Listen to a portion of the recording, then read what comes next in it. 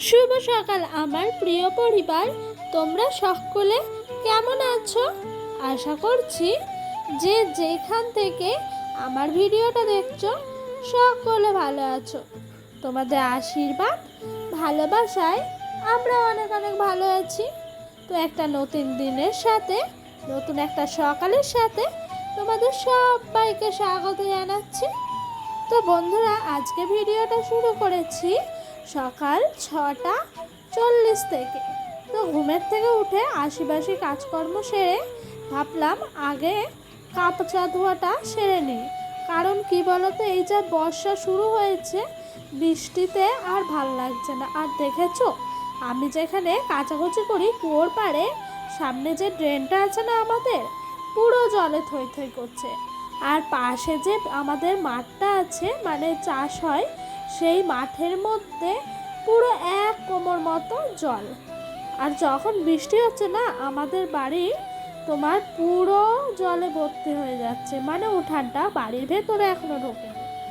তো বন্ধুরা, তোমাদের প্রথমেই আমি বলে দিই, তোমরা যারা যারা আমার ভিডিওটা দেখছো তারা প্লিজ স্কিপ করে ভিডিওটা দেখো না, পুরো ভিডিওটা দেখো। আর তোমাদের যদি ভিডিওটা ভালো লেগে থাকে তাহলে অবশ্যই একটা লাইক কমেন্ট করতে ভুলবে না। আর বন্ধুরা, তোমাদের যদি ভিডিওটা আরও ভালো লেগে থাকে তাহলে চ্যানেলটা সাবস্ক্রাইব করে পাশে থাকা বেল বাটনটা কিন্তু অবশ্যই প্রেস করে দেবে। তাহলে আমার নতুন নতুন ভিডিওগুলো তোমাদের কাছে সবার আগে পৌঁছে যাবে। তো বন্ধুরা, তোমাদের সঙ্গে গল্প করতে করতে আমার সার্ফে যে ভিজিয়ে রেখেছিলাম না, তারপরে কাচাকুচি হলো, এখন ধুয়ে তাড়াতাড়ি করে মিলে রাখবো। একার সংসারে একদিকে হাড় ভাঙা খাটনি, অন্যদিকে আমার ছেলের সমস্ত জিনিস, দায়িত্ব, কর্তব্য পালন করা, এই করতে করতে আমরা নিজেকেই হারিয়ে ফেলি। তো আমি একা না, এরকম প্রত্যেকটা গৃহবধূরই এরকম অবস্থা।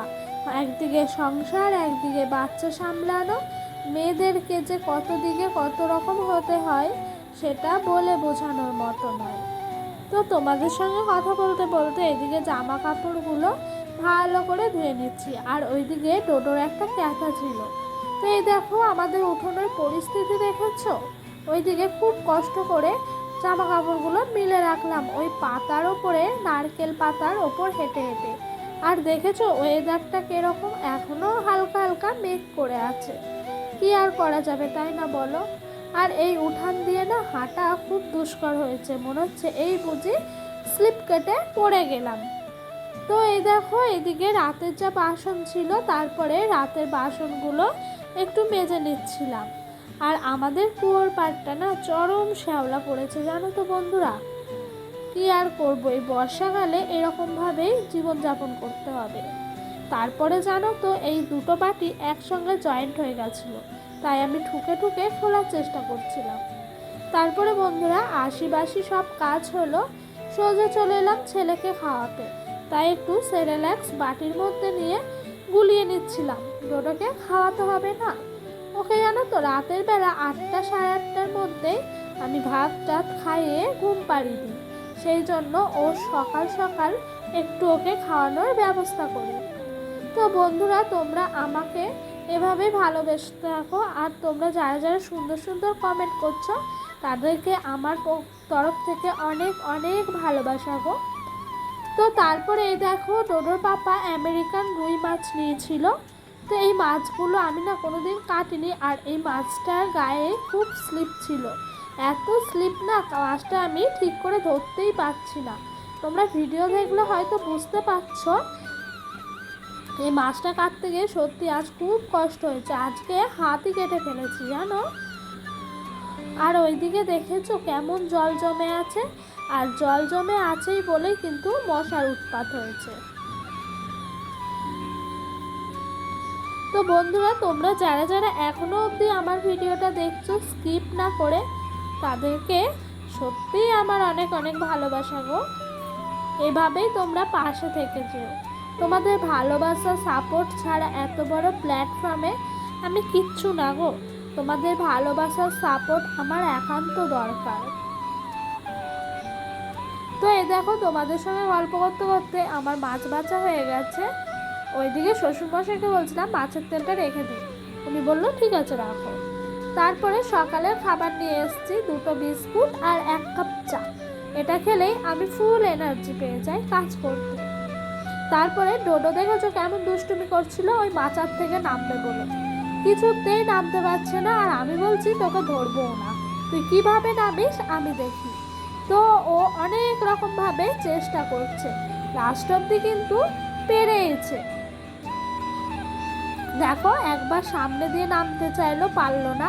একবার পিছন ঘুরে নামতে চাইলো, পারলো না। তারপরে এবার দেখো পুরোপুরিভাবে নামবে।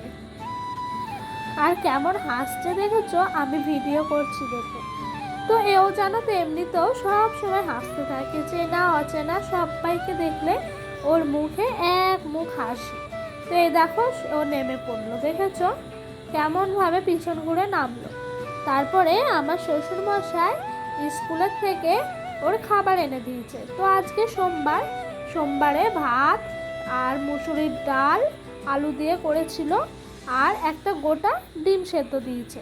তো স্কুলে একদিন গোটা ডিম দেয়, একদিন অর্ধেক ডিম দেয়, আর যেদিন অর্ধেক ডিম দেয় না সেদিন খিচুড়ি দেয়। তো আজকে ভাত দিয়েছে বলে গোটা ডিম।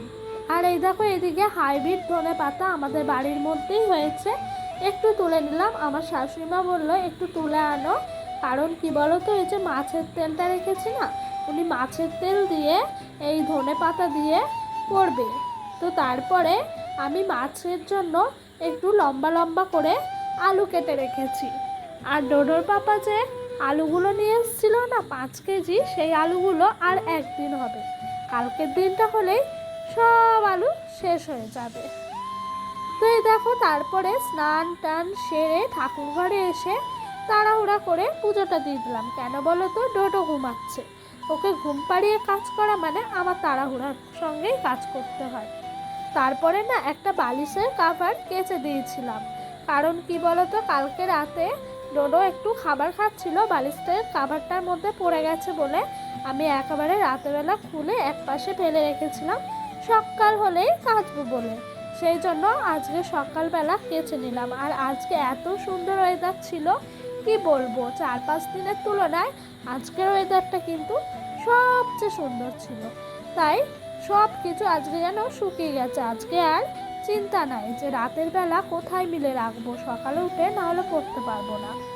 তারপরে এই দেখো আমার শাশুড়ি মা কিছু মাছগুলো ভেজে রেখেছে। উনি বলছে তুমি পুজো দিলা, এত কিছু করলে, আমি মাছগুলো ভাজি। তারপর কিছু পেঁয়াজ আর ধনে পাতা কেটে রেখেছে, কারণ এগুলো দিয়ে যে মাছের তেল করবে। এদিকে দেখো রান্নাটাও বসিয়ে দিয়েছি, আমি মাছের ঝোল করব। তো এখনও জানো তো উনানের ব্যবস্থা হয়নি, কারণ কি বলতো উনান এখনও ঠিকঠাকভাবে শোকায়নি, উনানের ভেতরে এখনও মনে হচ্ছে 1 হাত মতো জল। কি আর করব বলো, এই বর্ষাকালে গ্যাসেই করতে হয়। তো তারপরে এই দেখো এদিকে সব রান্না হয়ে গেছে।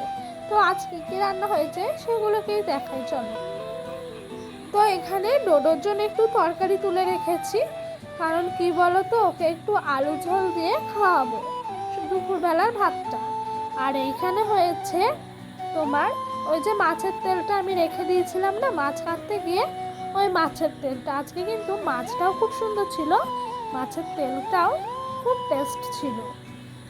আর এইদিকে আমার শাশুড়ি মা মাছের মাথাটা পেঁয়াজ দিয়ে ভেঙে চুড়ে চচ্চড়ি মতো করেছে, আর ওইদিকে মাছের ঝোলটা পাতলা করে করা হয়েছে। তো বন্ধুরা আজকের ভিডিওটা আর বড় করলাম না, এখানেই শেষ করে দিলাম। দেখা হবে নেক্সট ব্লগে।